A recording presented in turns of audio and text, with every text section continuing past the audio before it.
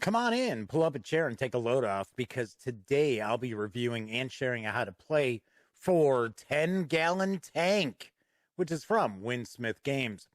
Is this a light card drafting game perfect for gamers of all ages? Or will you be wishing you had the memory of a fish so you can forget having played 10-Gallon Tank immediately? Well, you're going to find out right after this.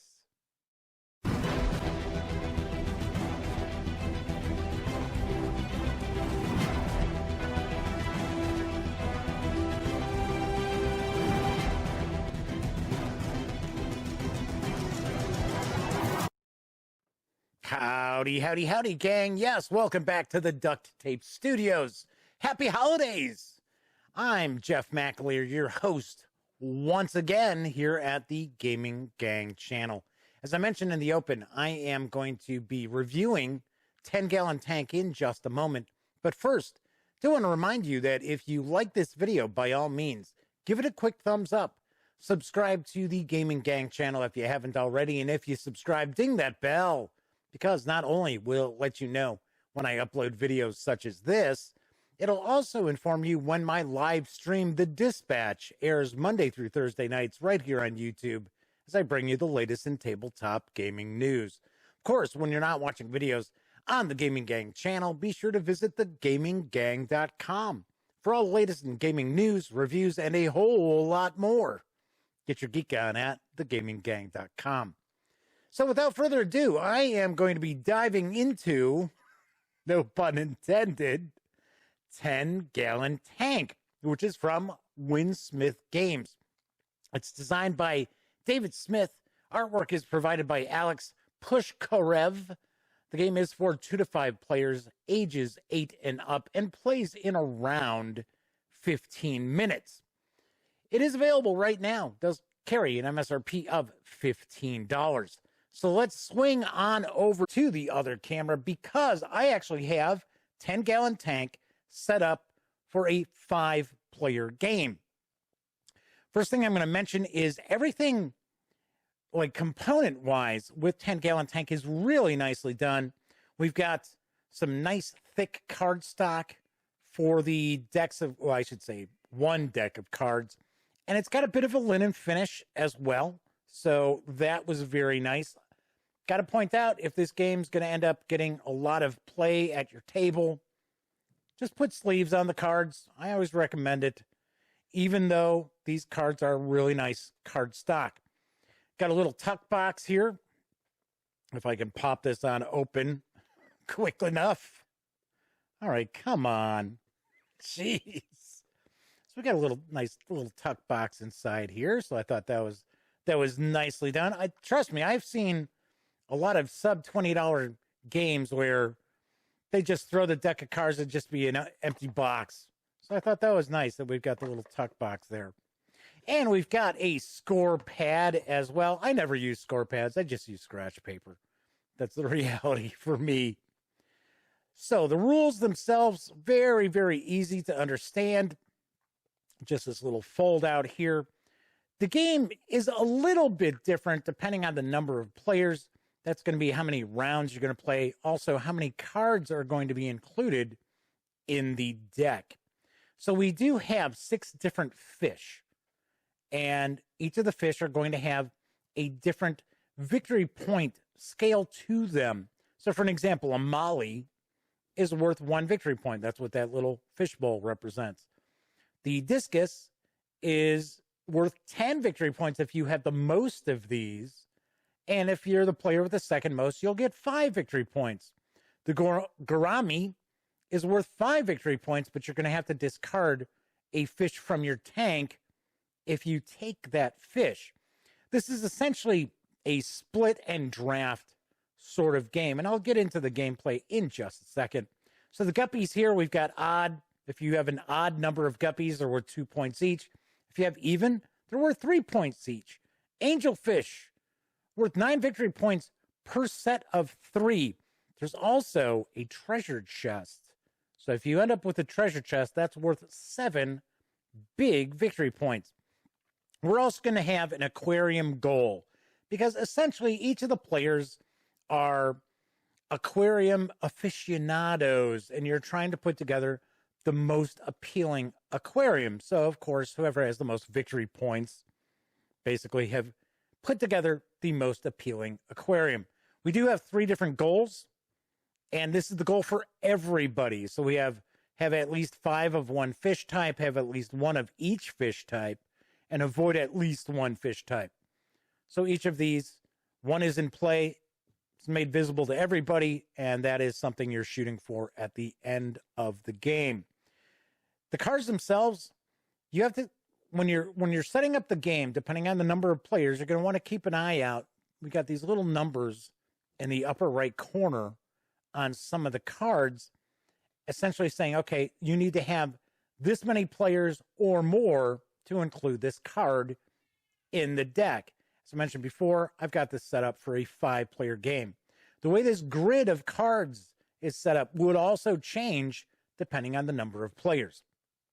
Simply enough, for a 5-player game, you're going to take 16 cards. So you've got 4x4, and then your starting player is going to divide this somehow and split it somewhere. Now, you can do it by way of columns or rows. So you can do it horizontally, you can do it vertically.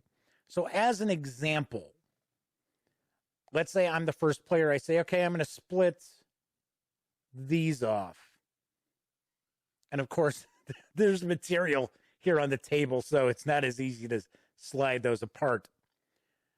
So let's say the second player, it becomes their turn. They say, okay, well, I'm going to split this off. So then the third player comes along, and they've got the option. They can split these apart. They can do something with this. They can do something with this. So let's say that this player decided that they were going to split it like so. Then we go on to the fourth player. The fourth player says, okay, well, I'm going to split it like this. So I'm going to break those up like that. And then the fifth player says, all right, well, I'm going to do that. This is just a quick example. So once all the players have had an opportunity to split up these schools effectively, then it'll come back to the first player, and the first player is going to be able to choose one of these groups, one of these schools. So as an example, let's say the first player says, okay, I take that. I take those 3 cards. Next player. All right, second player takes those. Third player takes these. Fourth player takes these. Fifth player takes that. Oh, no, take that. Then that would just be set off to the side. Then you're going to create another 4x4 grid and just repeat the process for 5 rounds. That's for a 5-player game. You'll play 5 rounds. With fewer players, you'll have fewer rounds. Although, strangely enough, there's more rounds in a 2-player and 4-player game than there is in a 3-player game. So I thought that was a little different. So essentially what you're going to do is you're just going to collect up your fish by splitting and drafting. And then at the end of the number of rounds, you're just going to take your score sheet. You're going to score for the mollies, the guppies, the gouramis, the discus, angelfish, and the neon tetras. Did you meet the goal that we had assigned to us? So let's say avoid at least 1 fish type. That'd be an extra 5 victory points. And did you have the treasure chest? Because that's worth 7 victory points. Just going to total up everybody's score. Whoever's got the highest score is the winner. Easy peasy. Very simple to wrap your head around. This game is for gamers ages 8 to 80. Really, I mean, just about anybody can be taught this game. I would even say, depending on your child or your children, you could probably go a little younger than 8 as well. So let's swing on over to the other camera. I will provide my final thoughts as well as a review score. I think 10 Gallon Tank is a pleasant game. It's certainly not revolutionary. There are other games out there that are kind of split and draft, but it doesn't wear out its welcome. It's not a game that's going to take a tremendous amount of time at the table. This is what I like to consider a wind up or wind down game. I know a lot of other people refer to these sorts of games as filler games. If you're a follower of the Gaming Gang, you already know I can't stand that term because filler is put in ground beef. Filler is not good for you. So I like to say a wind up or wind down. So you wind up an evening of gaming, maybe you wind down an afternoon of gaming. It's the sort of game that this is. I like the artwork. I think the artwork is very nicely done. Component quality is very nice as well. Like I said, plays out 15, maybe 20 minutes, pushing it with a full 5-player complement. That said, it doesn't reinvent the wheel. Multiple plays do not suddenly reveal hidden strategies or anything like that. Essentially, the game is what it is. So I can see the appeal of this game trickling off the more you play it, especially if you play games with the same people all the time. This is a great gateway game. I will point that out because it's very simple to figure out. And it's not, roll and move. It's not Game of Life. It's not Monopoly or anything like that. It's pleasant. That's effectively the best word I come up with is it's pleasant. We enjoyed playing it. Didn't knock our socks off or anything like that. But I would certainly recommend this for family gamers out there, people who like very light games, people who don't have a lot of time to sit down and play an hour-long game or longer. I think 10 Gallon Tank is a very good, pleasant game. So on a scale of 1 to 10, I give 10 Gallon Tank a 7 out of 10 gallons, I guess. All right. So once again, as I like to point out, if you like this video, please give it a quick thumbs up. Subscribe to the Gaming Gang channel if you haven't already. And if you do subscribe, ding that bell, because it will not only let you know when I upload videos such as this, I'll tell you when my live stream, The Dispatch, airs right here on YouTube as I bring you the latest in tabletop gaming news. Of course, when you're not watching videos at the Gaming Gang channel, be sure to visit thegaminggang.com for all the latest in gaming news, reviews, comics, movies, TV. You know the drill. Get your geek on at thegaminggang.com. And of course, as I wrap up all my videos during this never-ending pandemic, I really do hope all of you out there are being smart and staying safe. See you next time.